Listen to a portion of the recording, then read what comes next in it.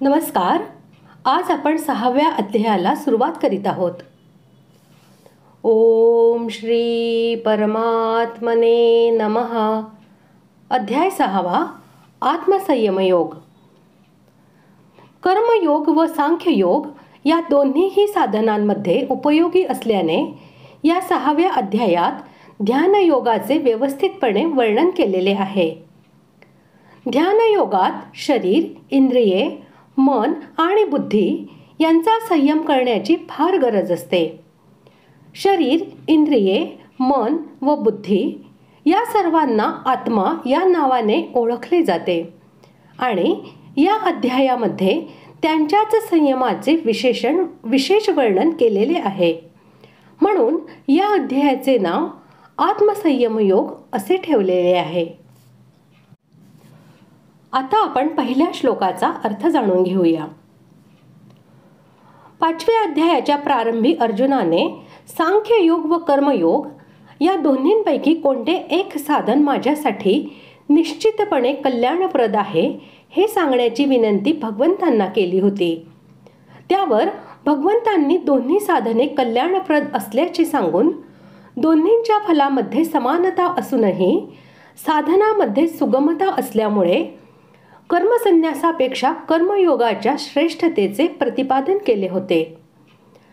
त्यानंतर दोन्ही साधनांचे स्वरूप, त्यांची पद्धत व त्यांच्या फलाचे व्यवस्थितपणे निरूपण करून दोन्हीसाठी अत्यंत उपयोगी व परमात्म्याच्या प्राप्तीचा मुख्य उपाय म्हणून संक्षिप्तपणे ध्यानयोगाचेही वर्णन केले आहे. परंतु दोन्हींपैकी कोणते साधन केले पाहिजे ही गोष्ट अर्जुनाला स्पष्ट शब्दात सांगितलेली नाही व ध्यानयोगाचेही सांगोपांग वर्णन आलेले नाही. म्हणून आता भगवंत ध्यानयोगाचे यथासांग व विस्तृत वर्णन करण्यासाठी 6व्या अध्यायाचा प्रारंभ करीत आहेत. प्रथमतः ते अर्जुनाला भक्तियुक्त कर्मयोगासाठी प्रवृत्त करण्याच्या उद्देशाने कर्मयोगाची प्रशंसा करीत या प्रकरणाचा प्रारंभ करीत आहेत. श्लोक पहिला. श्री भगवानुवाच. अनाश्रितः कर्मफलं कार्यं कर्म करोति यः स संन्यासी च योगी च न निरग्निर्न चाक्रियः. श्लोकाचा अर्थ. श्री भगवान म्हणाले, जो पुरुष कर्मफळाचा आश्रय न घेता कर्तव्य कर्मे करतो तो संन्यासी व योगी होय आणि केवळ अग्नीचा त्याग करणारा संन्यासी नव्हे, तसेच केवळ क्रियांचा त्याग करणारा योगी नव्हे. स्त्री, पुत्र, धन, मान व मोठेपणा इत्यादी या लोकीचे भोग आणि स्वर्ग सुखादी परलोकीचे भोग हे जितके आहेत त्या सर्वांचा समावेश कर्मफलामध्ये केला पाहिजे. सामान्य मनुष्य जे काही कर्म करतो ते कोणत्या ना कोणत्या तरी फलाचा आश्रय घेऊनच करतो.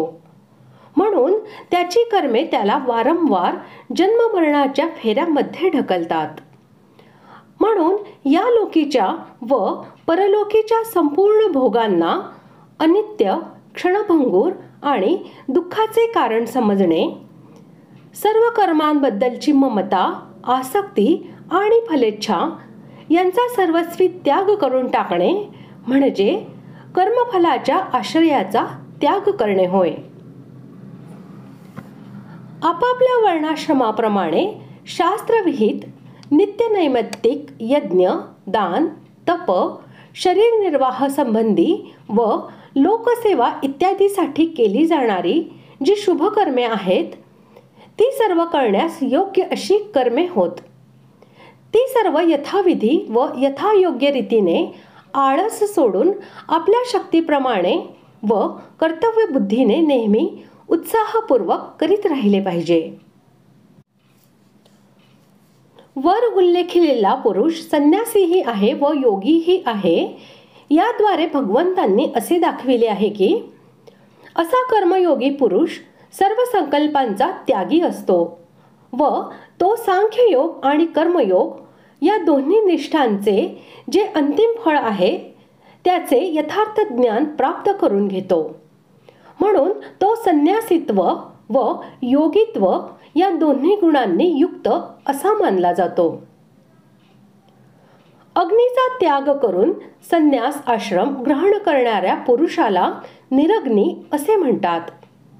येथे न निरग्नी असे म्हणून भगवंतांनी हे दाखविले आहे की ज्याने अग्नीचा त्याग करून संन्यास आश्रम ग्रहण केला आहे, परंतु जो ज्ञानयोग म्हणजेच सांख्ययोग्याच्या लक्षणाने युक्त नाही, तो वस्तुतः संन्यासी नव्हे. कारण त्याने फक्त अग्नीचाच त्याग केलेला आहे. त्याने सर्व क्रियांच्या बाबत कर्तेपणाच्या अभिमानाचा त्याग व ममता, आसक्ती, देहाभिमान यांचा त्याग केलेला नाही. सर्व क्रियांचा पूर्णपणे त्याग करून ध्यानस्थ होणाऱ्या पुरुषाला अक्रिय असे म्हणतात.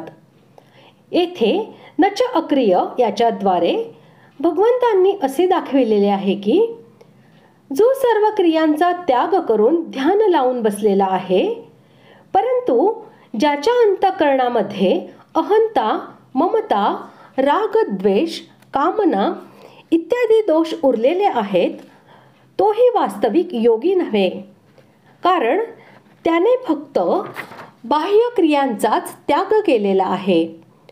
ममता, अभिमान, आसक्ती, कामना व क्रोध इत्यादींचा त्याग केलेला नाही. लोकांची बहुधा अशी धारणा असते की जो मनुष्य कोणतीही क्रिया करीत नाही, स्वरूपाने क्रिया आणि पदार्थांचा त्याग करून वनामध्ये जातो अथवा निष्क्रिय होऊन समाधी लावून बसतो, तोच योगी असतो. परंतु भगवान म्हणत आहेत की जोपर्यंत मनुष्य उत्पत्ती विनाशशील वस्तूंच्या आश्रयाचा त्याग करत नाही आणि मनाने त्यांच्याशी आपला संबंध कायम ठेवतो, तोपर्यंत तो कितीही अक्रिय झाला असेल, चित्ताच्या वृत्तींचा सर्वथा निरोध केला असेल, परंतु तो योगी होऊ शकत नाही. मात्र चित्ताच्या वृत्तींचा सर्वथा निरोध केल्याने त्याला अनेक प्रकारच्या सिद्धी प्राप्त होऊ शकतात, परंतु कल्याण होऊ शकत नाही. तात्पर्य, केवळ बाहेरून अक्रिय होण्याने कोणी योगी होत नाही. योगी तो होतो जो उत्पत्ती विनाशशील वस्तूंचा आश्रय न ठेवता कर्तव्य कर्म करत असतो. अशा प्रकारे आज आपण पहिल्या श्लोकाचा अर्थ जाणून घेतला. पुढील भागात आपण दुसऱ्या श्लोकाचा अर्थ जाणून घेऊया. धन्यवाद.